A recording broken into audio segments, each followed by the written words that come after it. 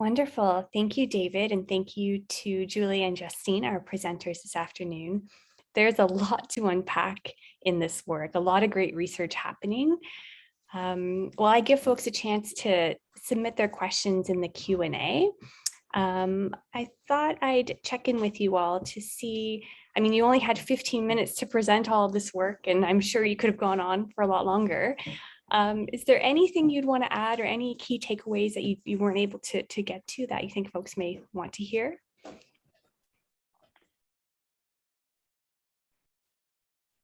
I'll let Justine and Julie go first. Julie and Justine. Go ahead, Justine. I don't know if I have any additional major takeaways than what I provided, to be honest. But yeah, I think I just want to emphasize like the need for more research that involves more marginalized populations, right? To understand, the issue of discrimination and also the issue of sexual harassment that happens in the sector that was kind of highlighted a little bit in our report. So specifically research that involves more Black and Indigenous frontline workers, as well as frontline workers who identify as LGBTQ2S+. Sorry. So definitely the need for additional research to explore these issues more in depth, because our report covered a lot, but we need also individual research projects that focus on these topics more. yeah, I think maybe I can add to that just the importance of having research that engages with other research. So part of what I was trying to present on today was a suite of projects where the findings of one create future projects. And I think that's a newer model for me that I'm trying to roll out across the work that I do. Again, thinking about the concept of silos that has been mentioned in the opening talk and the keynote earlier today, there can also be silos in research projects where you have multiple projects on very similar topics and findings that could actually influence other work, and yet you never really see that cross-pollination. So I think one of the key lessons for me going forward in all the work that we do now is to build up that, break down those silos and build up those connections across projects. I think is a really useful thing, both within your own organization, but of course, great to have chances to chat with others in other organizations as well to further that along. I guess maybe all I would add too is maybe sort of riffing off one of the last points I made in the presentation, is that I don't think we have enough research out there about how well staff are doing, and what they need, what they continue to need and will continue to need.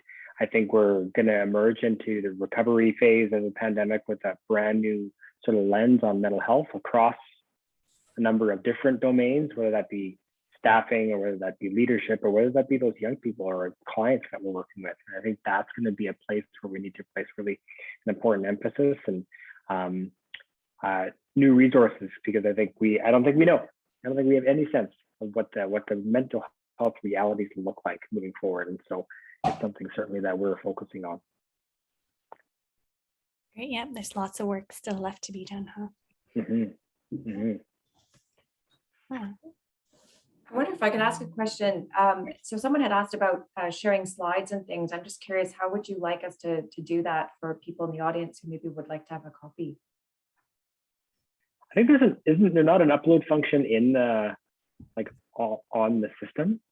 Mine are there for some reason. I don't remember how. Yeah, I did upload mine, but I wasn't sure if that goes just to you as the organizer or if the audience also receives a copy. Yeah, I was able to access others, so I think they're they're accessible. So it's there. Yeah. Right. It's just in that extra tab. Yes. Perfect. Thank you. And I noted all of the presentations over the next 2 days will be available, I think, for the next 60 days as well for all attendees. So if you wanted to rewatch any of them, they'll all be there for you to view. We did just get a question though from Clovis Grant from 360 Kids. And he would like to know, a question for you, Julia, is what data prove the growing trends in moving from a place where the issues were individual based versus now landlord based?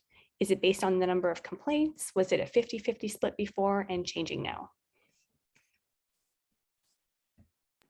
So that information came through the interview portion, especially as well as the lit review phase. So interviews with those working in the housing sector made clear that they were seeing a lot more of these types of evictions, so involving entire buildings and driven by other factors than, say, circumstances of what's happening in tenants' lives.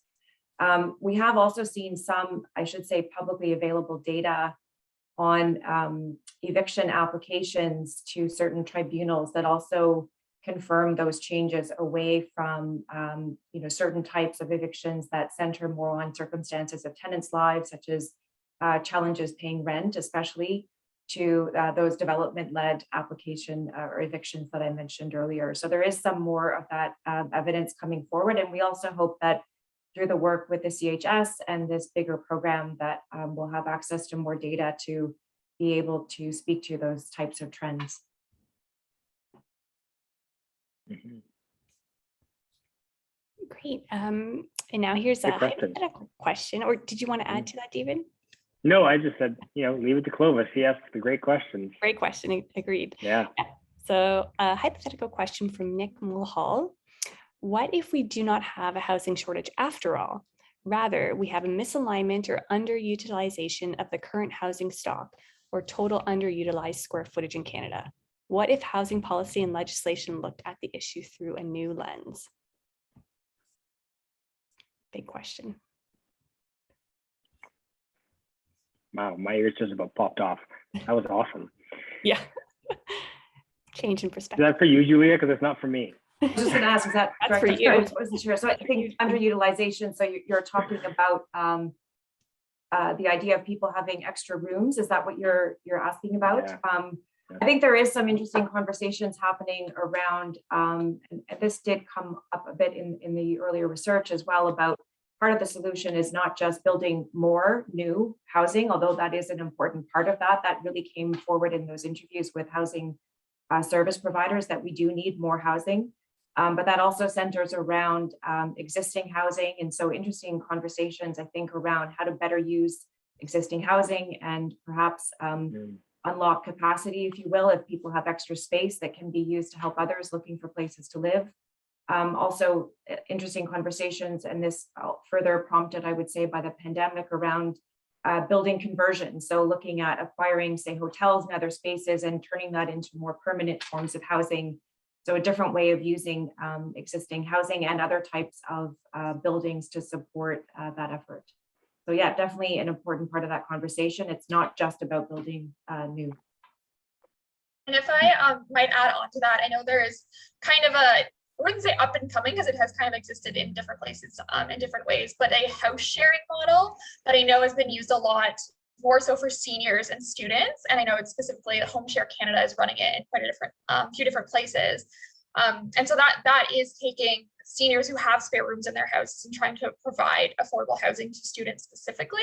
And there's a matching process that goes in with that. And then, but typically that type of living arrangement isn't covered under your residential tenancy acts in different provinces, right? So then you have an issue with policy there, but it is a different way to look at it and another potential model to use to look at it if we don't have a housing shortage, if there's available rooms in different sort of different types of housing, right? If we're looking at it moving forward, but it hasn't been used as much as I'm aware for trying to resolve homelessness, but more so for like social support for older adults.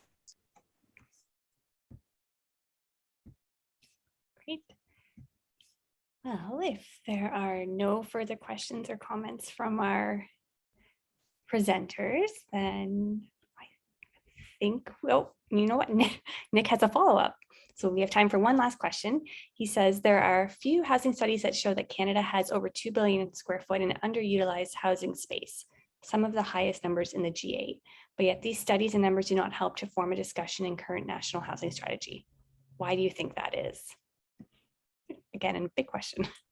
You have a minute to answer.